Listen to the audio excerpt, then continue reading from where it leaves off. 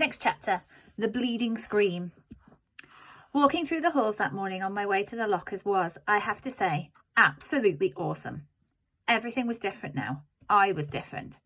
Where I usually walked with my head down, trying to avoid being seen, today I walked with my head up, looking around. I wanted to be seen. One kid wearing the same exact costume as mine, long white skull face oozing fake red blood, high-fived me as we passed each other on the stairs. I have no idea who he was, and he had no idea who I was, and I wondered for a second if he would ever have done that if he'd known it was me under the mask. I was starting to think that this was going to go down as one of the most awesome days in the history of my life. But then I got to homeroom. The first costume I saw as I walked inside the door was Darth Sidious. It had one of those rubber masks that are so realistic, with a big black hood over the head and a long black robe. I knew right away it was Julian, of course. He must have changed his costume at the last minute because he thought I was coming as Jango Fett. He was talking to two mummies who must have been Miles and Henry, and they were all kind of looking at the door like they were waiting for someone to come through it. I know it wasn't the bleeding scream they were looking for. It was Boba Fett.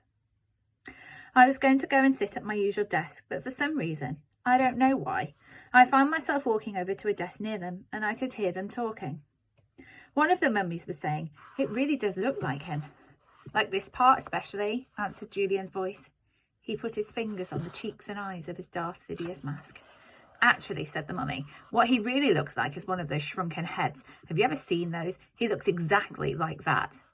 "I think he looks like an orc." "Oh, yeah." "If I looked like that," said the Julian voice, kind of laughing, "I swear to God, I'd put a hood over my face every day." "I've thought about this a lot," said the second mummy, sounding serious. "And I really think, if I looked like him, seriously, I think that I'd kill myself." "You would not," answered Darth Sidious. "Yeah, for real," insisted the second mummy.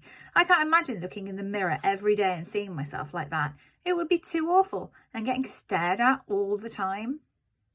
"Then why do you hang out with him so much?" asked Darth Sidious.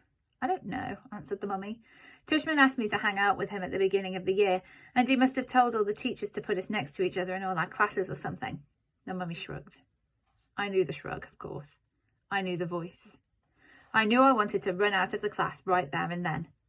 But I stood where I was and listened to Jack Will finish what he was saying.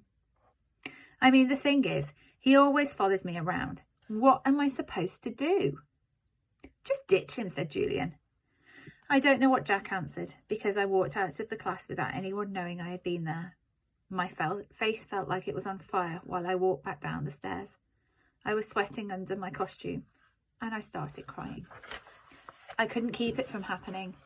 The tears were so thick in my eyes I could barely see, but I couldn't wipe them through the mask as I walked. I was looking for a little tiny spot to disappear into. I wanted a hole I could fall inside of, a little black hole that would eat me up.